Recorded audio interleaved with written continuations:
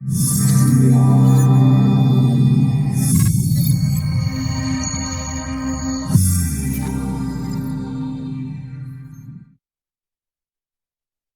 and welcome to yet another instalment of our Nucleus Wealth Insight series. Just a quick reminder that the following presentation is general information only and does not take into account your personal circumstances. Whilst Nucleus Wealth aims to present informing and sometimes entertaining content, please consult your investment professional, financial advisor, or better yet, speak to us before making any decisions based on any of the themes discussed in today's presentation. And don't forget that this is a live presentation, so feel free to drop any questions you like in the chat box below and we can answer them along the way. If you're watching this after the event, make sure you attend the next one so you too can participate in the live Q&A section of our presentation. Our presenters today include myself, Tim Fuller, a certified financial advisor who's worked with hundreds of clients over the years, helping to make the complex simple for companies such as AMP, Mercer, and independent advisories. Sitting across from me, we have David Llewellyn-Smith, co-author of The Great Crash of 2008 with Ross Garnaut, also the founder of internationally acclaimed Diplomat magazine, and now chief editor of the enormously popular Macro Business financial blog. We also have Leith Van Onselen, our resident Nucleus Wealth economist, who has spent time with both the federal and Victorian treasuries, along with some time as an analyst with Goldman Sachs. Leith now co-authors the widely read Macro Business financial blog with David Llewellyn-Smith. And finally, we have Nucleus Wealth's head of investments, Damien Klassen, whose 25 years in the world of finance has seen him as the founding partner and head of research at analyst firm Aegis Equities, head of quantitative strategy at Wilson HTM, and was responsible for mining, energy and big data in the $60 billion global quantitative equity fund at Schroders, who are a multinational asset management company. And for more information, of course, please check out our people section at www.nucleuswealth.com. Yes, so hello and welcome to yet another instalment of Nucleus Insights, and today we're looking at Australia, boom or bust commodities. We've got a full house in here tonight, or today I should say, with Damien, Leith and David, so hang on to your seats for what will be a remarkable and quite educational recap of the current state of affairs in regards to one of Australia's biggest tradable commodities and exports, and where we think it's going from there, and of course how it's going to impact our portfolios going forward every day at Nucleus Wealth. So agenda today, we're going to be starting off with David, having a look at the commodity prices, or the three-legged stool, being China, the US dollar and inventories. Jumping from there into some thoughts from Leith on the Australian terms of trade, where we're at and where we're going. Also looking at some mining CapEx investment trends, how it's been going over the last decade and where we're expecting it to go going forward from here.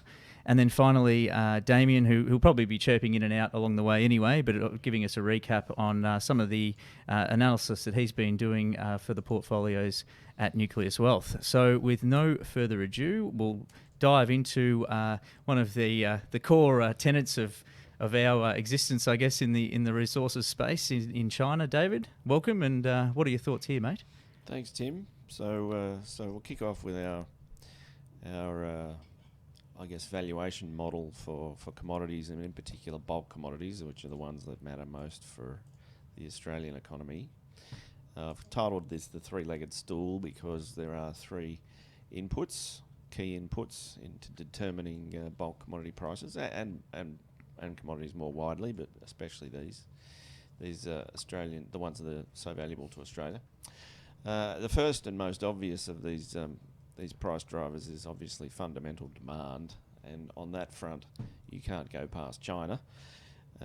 It consumes over half of the iron ore in the seaborne market, which means that it's simply unstoppable as the marginal price setter. And so, you need to understand what's transpiring in the building economy inside China, which is where all the iron ore goes into infrastructure and in particular apartments. Sure. And the immense kind of steel intensity of all those high-rise buildings. as China urbanises. And the key measure for tracking that dimension of the economy is actually credit. And so that first chart I've got there for you is broad credit in China. That's the blue bars. And I've overlaid that with the iron ore price. And you can see that the two correlate quite nicely with a bit of a lag.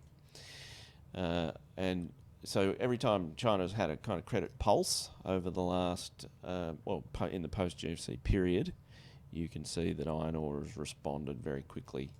Absolutely. In trailing it either up or down. So where are we right now?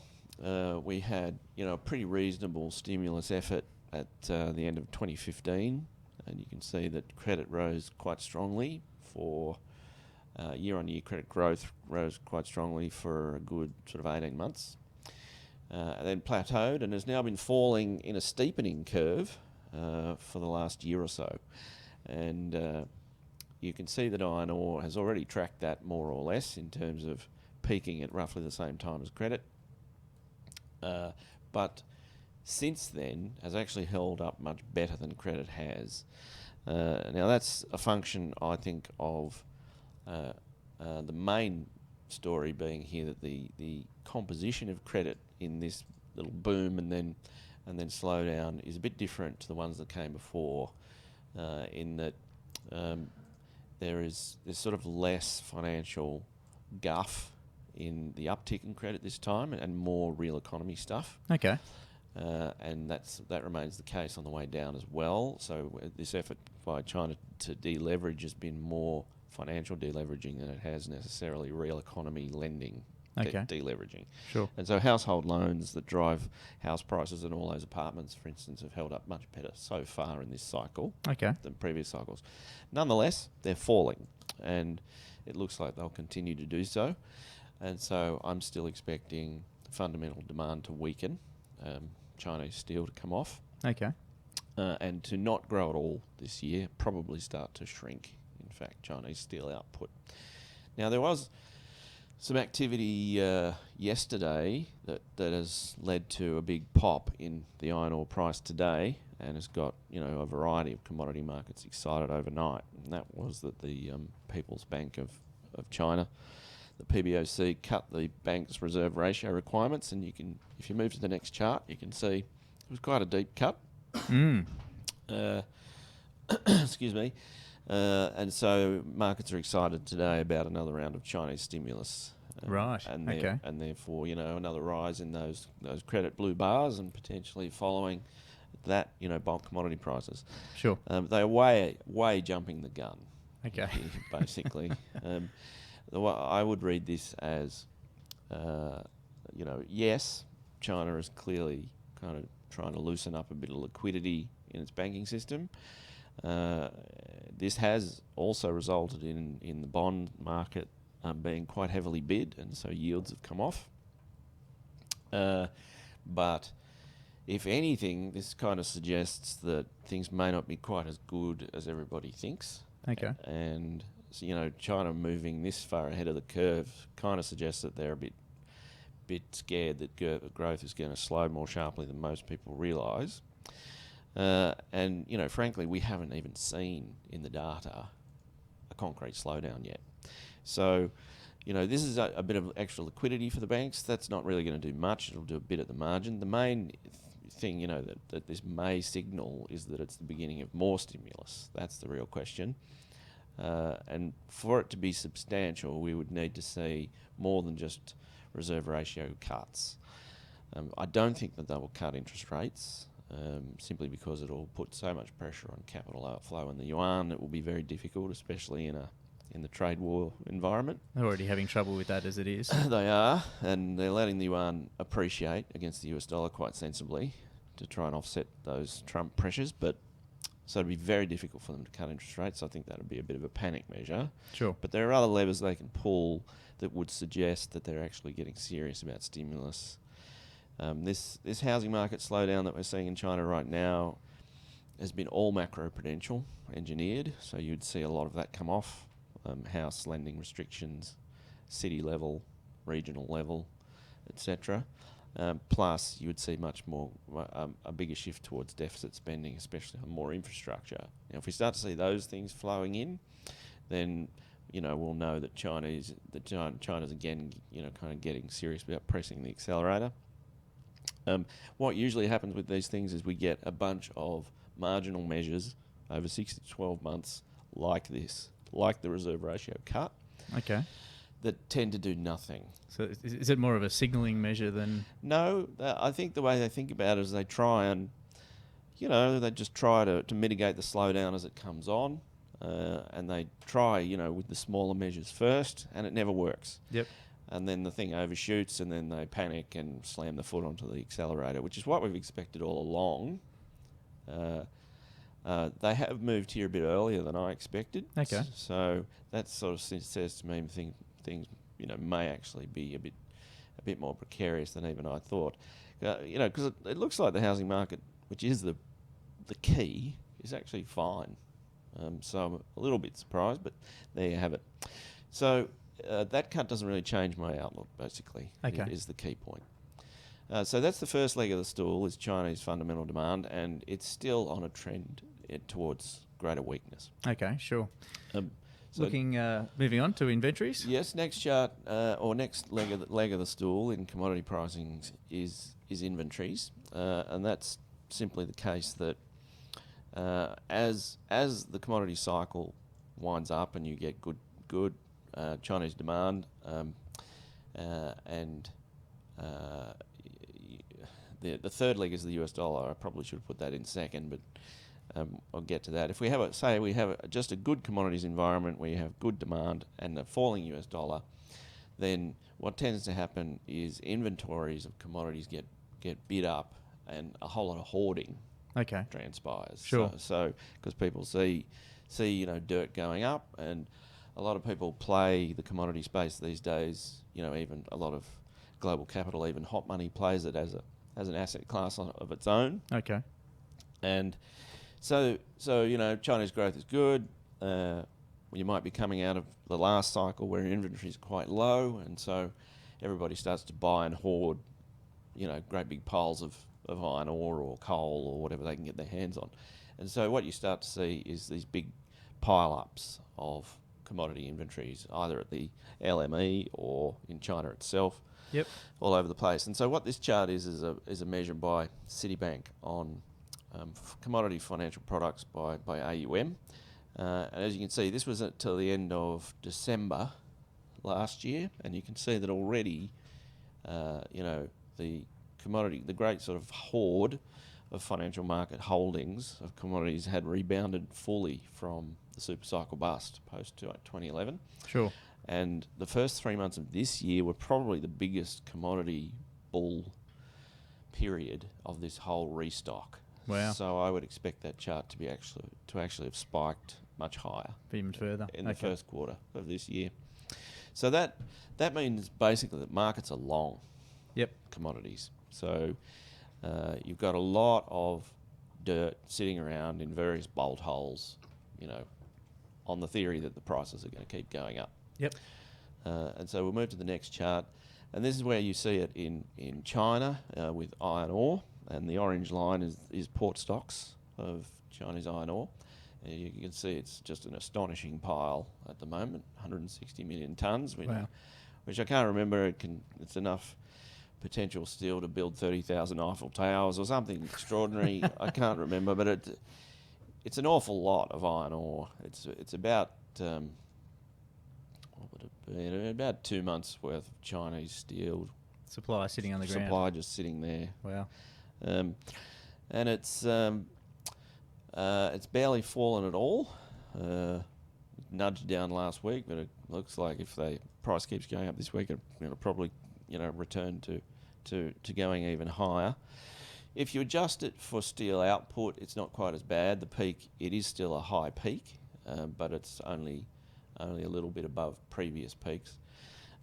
Nonetheless, it is an enormous pile of iron ore that is ready for destocking the moment that Chinese steel mills see any margin pressure from falling steel prices. Yep. And that is what I think is coming. Okay.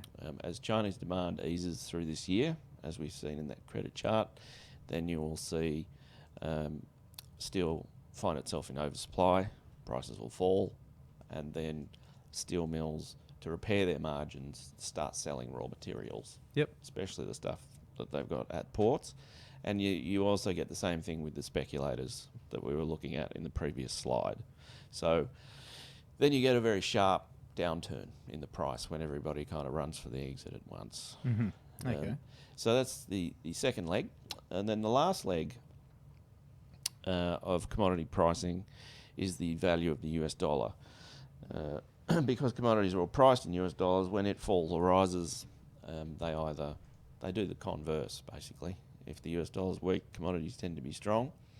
Now, you might be wondering why the hell I've got a chart here of the Eurozone. I was wondering that, actually. And moreover, the Citibank Economic Surprise Index, it doesn't seem to bear much relevance to what we're talking about, but it does, because the key driver of the value of the US dollar index for the last 12 months or so has been the euro. Right. And the value of the euro. The European recovery surprised markets. Its robustness caught it off guard. And so they very aggressively bid up the euro as the European data, as you can see in that chart, surprised majorly to the upside. And so the euro screamed higher, and that conversely took a huge chunk of value out of the US dollar index, right, which intrinsically helped lift commodity prices. That was particularly the case in the first quarter of this year. However, as you can see, European data has suddenly cratered, and this is not an objective one-to-one index. This is a sentiment index. Okay. If you look at the data, the soft leading indicators in Europe have all suddenly fallen off a cliff, and it's suddenly down to sort of 0 to 1% growth in the leading indicators versus 2.5% only 6 weeks ago. Yeah. Okay. And so this is sort of the flip side now of last year's surprise, where it looks like Europe's going to slow quite sharply, which is actually what we expected, and that's going to result in the ECB being suddenly positioned to overly hawkish. Okay. And as a result, we think it's going to be forced to back off just as the Fed tightens. Right. In the US. Interesting. And so you're going to get a sudden reversal in the expectations for the interest rate differential. Okay. Between the US and Europe. Yep. And so you should see the US dollar rise, is what it boils down to. Okay. And the euro, as the euro falls. Now, all of that is the fundamentals. Sure. Those are the three stools there where China slows, despite some little efforts to keep it from slowing too much. Inventories are really, really high and should destock into a China slowing. And it looks like we're lining up for a firmer US dollar, which would just simply exacerbate the first two. So you've got a convergence there of three fundamentals that would make commodities quite weak into the second half of this year. That said, the markets at the moment are quite irrational about this. Okay. In what way? Well, all of this, I'm not the only one looking at this data and these patterns, and markets have steadfastly ignored them all so far. Not completely. We've seen iron ore come off quite a bit already, but they're overreacting to, stimulus announcements today. The euro hasn't come off at all, despite the deteriorating outlook. Sure. Yep. And the inventory cycle is yet to turn. So we're kind of looking at, this as well. The other key to this is there's a massive short position on the US dollar still in markets. So all of markets are positioned completely for the opposite of what I'm describing at the moment. And they're hanging on to that position despite the data having turned away from it. So, it's one of those things where you can see the fundamentals are in play, but it's just a question of how long do markets remain irrational before it turns. And so your thoughts about why would we be holding that? Is it that they haven't looked deep enough into the data, or is I think it's a probably sentimental holding? probably the linchpin in it is Donald Trump. Oh, right. Yep. Because the Trump White House has sat on the US dollar in a big way. Just the chaos that he's brought to decision making, the trade war, also talking down the US dollar. All of these things have really weighed on US dollar sentiment. And so, all of the fundamentals have kind of been ignored while everyone freaks out about, what the radicalisation of the White House. So they're investing in the froth, not in the substance. They are, yes. But, the froth does have a big red button it can push. And so it's not entirely irrational. But, how long can you worry about Donald Trump versus the fundamentals? I don't know. The fundamentals not easily fixed by a tweet or two. No, in the end, I still expect these fundamentals to win out. And if they do start to win, then they might reverse violently because markets are way on the other side of the boat. Yeah, right. Okay, fascinating. Yeah. Okay, very good. Well, thanks for that, David. And did you? Well, just before we jump into Leith, just anything I guess else on the three-legged stool? I guess maybe in reflection to Australia. We'll bring it back to the topic of today. Yeah. Well, just before we go on to Leith, I guess what the fundamental implication, which Leith will pick up, is of course that Australia's terms of trade will fall through the second half of this year, Sure. More than pretty much anyone's forecasting. Okay. Including the federal budget.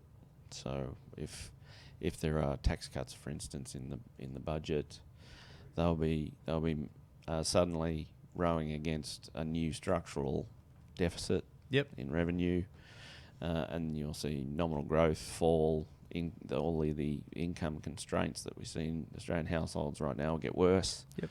And it'll obviously pressure the Aussie dollar as well. Well, that was my final finish. A lot of listeners are always looking out for sentiment on the AUD, and obviously it's a big part of what we do investing overseas. So you feel that this is certainly a bear case for the Aussie dollar going forward, and over what term would you think? Well, again, it comes back to that question of how long do markets remain irrational. At the moment, even today, for instance, bond yields in Australia have broken to new highs, which is, suggesting rate hikes are coming, reacting to sort of this little Chinese stimulus yesterday. Right. And that's really dumb.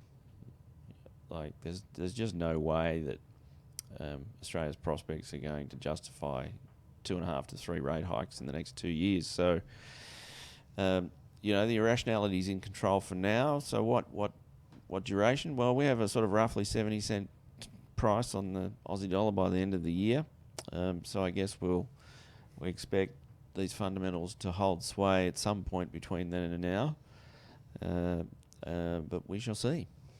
Okay, and we've just had a question come in from one of our live viewers. Just asking which chart will lead the way to a fall in commodities prices. So it's a DXY, Euro over USD, or iron ore price. Just wondering, just trying to make sense of that. But anyway, we might need to get back to him and just get him to firm that up, and we can maybe dive into that a little bit further in the presentation. Sure. Okay, no worries. Look, thanks very much for that, David, and plenty of insight there from a broader view. And I guess now we'll turn our attention to a little, the local shores in with Leith Van Onselen. Welcome, Leith. G'day, Tim. And so we're looking at now the Australian terms of trade, looking at a potential rebound, or what are your thoughts?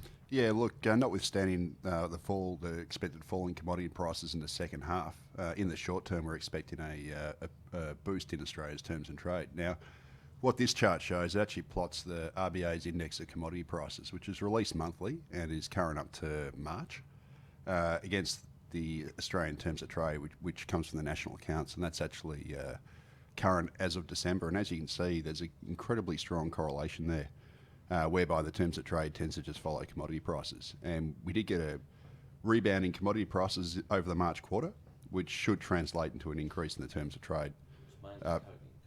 For Australia, and that was mainly on the back of coking coal.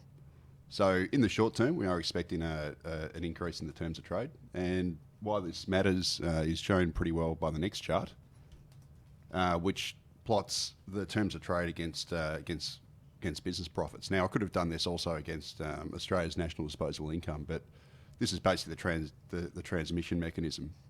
As you can see, real business profits tend to follow the terms of trade, and that's because obviously the big miners, etc. When the commodity prices rise, terms of trade rise, they make more profits, and some of this is and this obviously then impacts national disposable income because we have rising dividend payments to shareholders, as well as the federal government collects more company tax revenue, etc. Sure. So the upshot is that over the March quarter and maybe even the June quarter, we're expecting terms of trade to rise and maybe rise again once the next quarter's data comes out, and that should stimulate national disposable income, via business profits, and also stimulate nominal growth, which should boost the federal budget in the short term. But of course, as Dave mentioned, if commodity prices do correct over the second half, which seems likely, these factors will obviously reverse. You'll have falling terms of trade, falling business profits, and a deteriorating budget, which will obviously, if it crashes headlong into income tax cuts or company tax cuts, is going to worsen the situation. Okay, fantastic. All right. So what sounded like a bullish case there for investing suddenly went bearish on me, and with a falling dollar and rising exports suddenly turned around into the mining companies having some potential problems coming up. Although I do like the fact that the profits are correlated, so it makes it a little bit easier to follow, I guess, and predict. And incredibly strongly correlated too. Fantastic. We'll jump across now to looking at, I guess, the national investment from the mining sector. And this is a close interest for me because of my earlier engineering experience in absorbing some of this into my back pocket. But what can you tell us here, Leith? Yeah, well, this chart here, this comes from the annual national accounts. Now, there is a quarterly release that's not quite as comprehensive, but shows similar. And what it shows is that Australia had, and we all know this, had an absolutely epic mining investment boom to the likes we've never seen before, whereby mining investment rose to about 9% of GDP in 2012. Since then, it's fallen to about 3.5% of GDP, and as I said, this is up to June 2017. So we have quarterly data, separate quarterly data, which is up current up to December 2017, and that's actually posted further small falls. So if you just imagine that on the line of on the chart of the line coming down even more. But what it shows is that Australia's mining capex adjustment looks like it's almost done. There's probably a little bit left just from all the LNG plants that are just finishing off top end with Ichthys and Gladstone and over WA, but it's almost done. And this is obviously a good thing for the Australian economy in terms of growth, because mining investment will soon no longer be subtracting from growth, as well as jobs. That said, the mining investment pipeline is incredibly weak. This chart actually comes from the quarterly capex survey, and as you can see, the mining investment pipeline in 2012 was about 130 billion, so it was absolutely huge. Huge. Yep. Whereas as of December, it had fallen to about 35 billion. Now, just bear in mind, this is nominal, so this is nominal values. It's not adjusted for inflation. So the fall is actually a bit steeper than what's shown there, just because of inflation since the pre-mining boom period. But what it shows is that basically the mining investment pipeline's pretty much fallen back to pre-boom levels, and it's sort of been normalised again.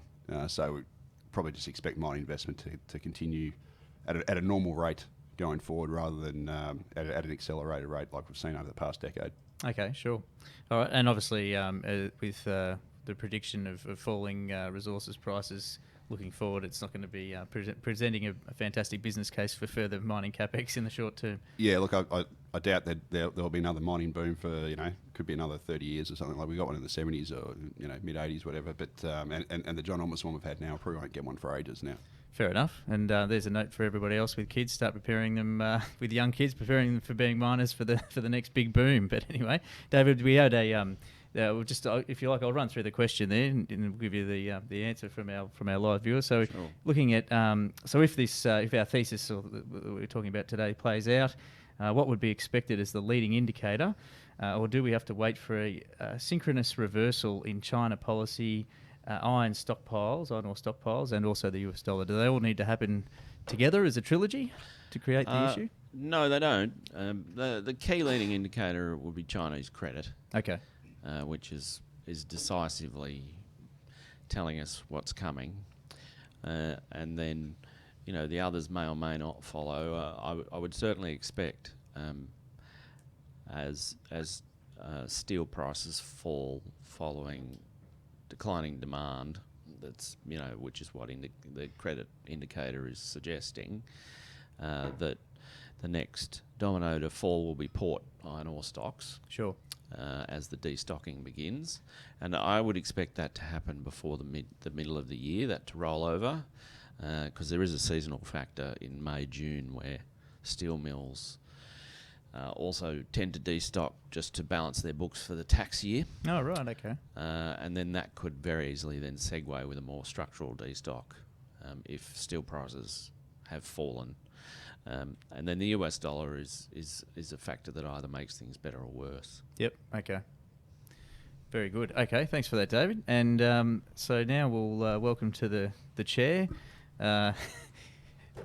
Damien Klassen, obviously our head of investments. Here he drops in, and we're going to be looking now at some of the, I guess, from a financial market point of view, some of the areas that you've had in focus in regards to resources and investments at Nucleus Wealth. So take it away. We're starting off with some earnings per share forecasts over time. Yeah, I'll probably even take a step back from this for the moment, just to sort of talk in sort of big picture when you want resources and when you don't want resources, is that my view is that resource companies have very little control over their own destinies. So as a company, you've got a board of directors and some management. The management have the ability to stuff things up, but in the end, if you're pulling out, say you're a gold miner and you're pulling out 10 grams of gold per tonne because you're in South Africa, or if you're scraping a gram per tonne out somewhere in Australia, yep.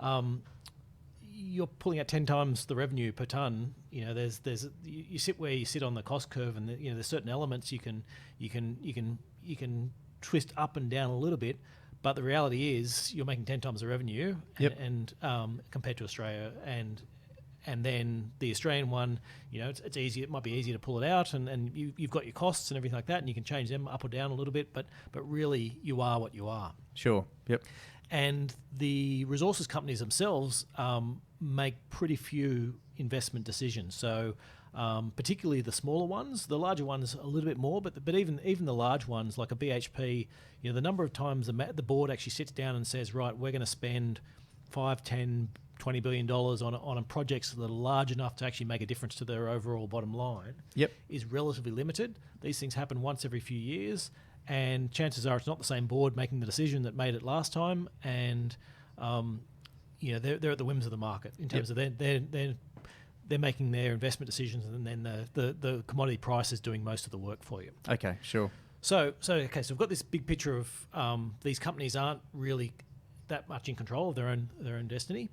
The worst quality companies are actually the ones that do the best when commodity prices go up. Okay. So if you've got a cost of, say you're an iron ore producer and you've got a cost of $80, when the iron ore price is $60, you're losing money. When it's $81, you're making $1. When it goes from 81 to 90, you've gone from making $1 to making $10. So yep. you're very leveraged. Okay. Whereas the guy who's producing at $20, the iron ore price goes from $80 to $90. Yeah, it adds an extra $10, but you're already making $60 profit. Yeah, gotcha. Okay. So the real exciting, big price moves, which is why it's a bit of the lottery syndrome, is you're going to get the big moves in the small ones, and the large ones you're going to get a more limited view on it. But again, it's that part about BHP owns some massive iron ore mines, it owns some massive coal mines, it owns a bunch of shale oil and gas. That's what it is. It doesn't have it doesn't have enough control in those markets. The demand from China is sort of not driven by them. Okay. So as an investor looking at these things, the best indicator you can get for future growth is that CapEx is low. Yep. So we saw that CapEx graph from Leith. What you want is nobody else in the industry spending money, and everyone going, no, this is cactus forever. This commodity is terrible. Nobody spends money. You own some mines in that. The price starts to tick up. Everyone says, no, that's a terrible investment. Never invest in it ever again. The price goes even further. People say, no, remember last time we got burnt. The price keeps going up even further. And meanwhile, you're making stacks of money. Yep. And then all of a sudden... They're all left behind. All of a sudden, everyone goes, oh, no, we have to invest in this, but it takes 5 years for them to actually invest. And so you're looking at... These are long cycle plays. Sure. So I think there is, as you can see, I've got this graph of the earnings over time, and you saw this massive spike sort of pre the financial crisis, and then it fell off dramatically, and then there's another big spike post the financial crisis as a lot of these commodities came roaring back, where then we sort of hit the bottom in sort of 2014, 2015, and we've sort of been climbing off the canvas since then. I think unless you're expecting another massive commodity boom and China to go ballistic again, you can't really expect earnings to go too much higher than where they are at the moment, and the risk is to the downside. I'm looking for, but having said that, they are priced in US dollars, so I'd like to invest in them because I'm trying to get away from the Aussie dollar. Sure. And it's a question about how can they rise? Can commodity prices fall faster than the Aussie dollar? And when we think that commodity prices can't fall faster than the Aussie dollar, yes, we're interested in picking up some resources. Otherwise, we're not. And also we're looking at this massive investment that's just happened, and trying to say, well, where are the areas that we haven't seen as much investment, and where are the areas that CapEx has been low for a few years, and so you've got the edge. You've got the edge, and you will get that upside when prices do rise. Okay, sure. So yes, that's the earnings outlook. I've just got a margins version as well of that one, just sort of showing that the margins are pretty high relative to the last sort of 10, 15 years as well. So again, you'd sort of say you're middle-ish of the range, maybe towards the upper end of where earnings margins have been over the last sort of 15 years. So there's probably downside risk in terms of those as well. And the final part's the valuation side. Now, valuation is very different for resources companies. I've used forward earnings, but the reality is analysts aren't that good at forward earnings. They're actually pretty good in the resources sector at predicting costs, sure, which is what you'd expect. Yep. But they're not very good at predicting the revenue side. And is that just a reflection of not being very good at predicting resources pricing? Well, there's a whole range of different things. I think the reality is, if you're a resources analyst sitting at a broker, putting out your forecast what this company's going to earn, chances are you're doing your own cost estimates and you're speaking to the company and getting all those types of things. Your currency forecasts are probably coming from a different department. Okay. There's a bond department or a currency specialist who's telling you this is the Aussie dollar number to put into that. Yep. And your commodity prices are quite likely coming from somebody else as well. So there's a bit of a all care, no responsibility, but there's also the part about, well, this is the part they can control, which is costs, and we've got these two wildly commodity prices and currencies yep, that are volatile, and so they are just intrinsically very hard to predict. And so from a valuation perspective, you can't put too much faith in the forecasts. You also find that there's this old adage in resources is you actually buy them on high PEs and sell them on low PEs. Oh, right. With it, sort of the reverse of what you'd expect. Sure. Because basically what happens is when it's on a high PE, is actually the earnings are usually minuscule earnings, and they're expecting the commodity price to rise. And as the commodity price, the iron ore price, for example, rises from $40 to $80.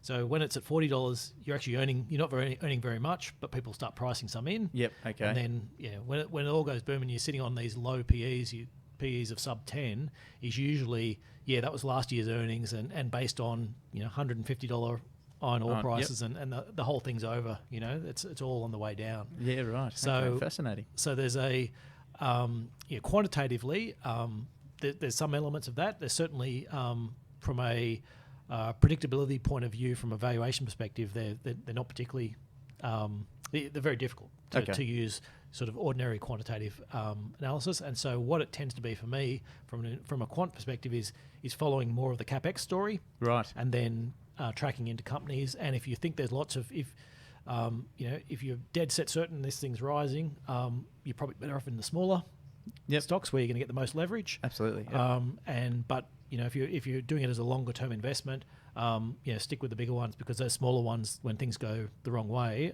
they're out of business. They blow up. Yep. Okay. Yeah.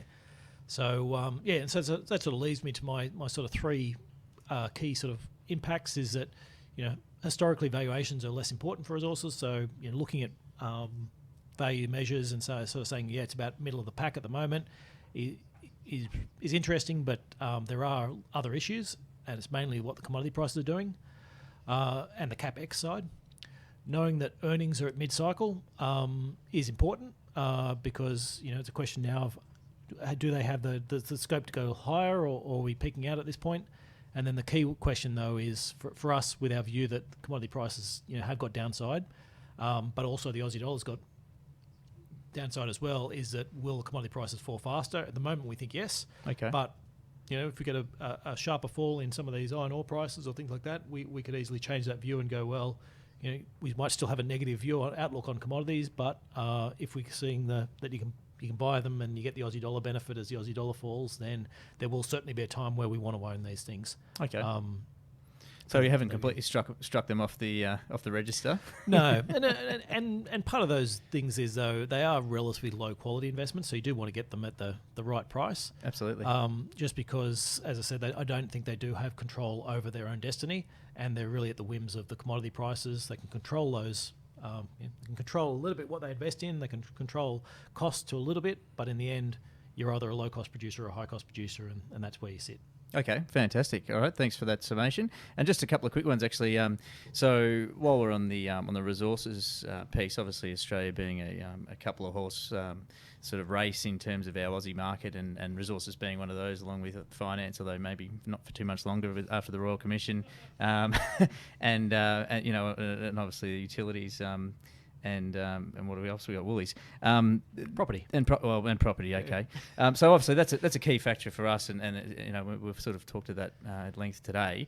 Do you obviously with Nucleus Wealth being a jewel of our crown, being international investments and looking over the broader piece, is resources, obviously it's a big focus in people's mind, and people probably listening at home know it very well because of we're so our economy's so linked to it. But how does resources play out in say the MSCI 1600 where we invest the biggest the big caps? Sure. Look, you've basically when from a world perspective, less than 2%. Wow. And sub ones for much of the cycle. So for international investors, as part of their whole suite of what can I invest in, you can very easily just ignore mining and resources, and it's not going to hurt you. The thing could double or triple, and it's going to make a very small difference to your outperformance or underperformance. And it's such a volatile sector and hard to get the hang of, and that type of stuff that many investors globally do avoid it.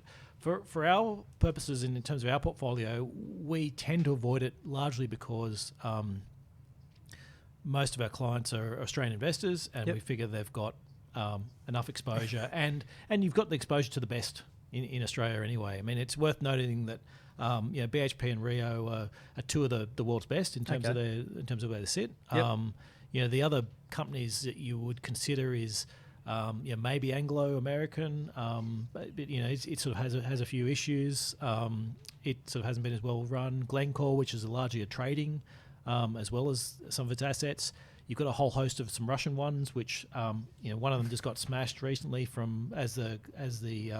It's not typically an area that we'd look to invest in anyway. No, it's not the type of stock. That area, that location rather. Yeah, but those ones are the stocks that are trading on quite low PEs, but have got these huge risks attached to them. Okay. And there's a bunch of and then then you're into the sort of the mid tiers, and those stocks tend to be. There's lots of political risk. They're often operating in countries with, where governments can be overthrown and things like that. So, it's from an international perspective, we're not really interested in our own portfolio. But even as fund managers who invest in that area, given their low quality stocks and very volatile, the types of stocks they're looking at are generally BHP and Rio anyway. So, yep. Just go with the gold. Go with Yeah. the biggest of the blues. And BHP Rio noting that they do actually, most of their assets are in quite stable countries, you know, in comparison to some of the other, some of the other large ones that tend to have assets in some of the smaller, Okay. you know, more politically at risk countries as well. Yep. So you actually sort of peel back exactly the exposures that, as you say, the various sort of impacts that it can have from a political landscape, not just a resources prices landscape. Yes. Okay, fantastic. All right, lovely. Thanks for that, Damien, and thanks, gentlemen, for a lovely recap there today of all things commodity prices and how it's going to affect your portfolio and our portfolios going forward. And I'm very interested to see how it plays out over the short to mid-term, and I'm sure we'll be doing plenty more of these ongoing.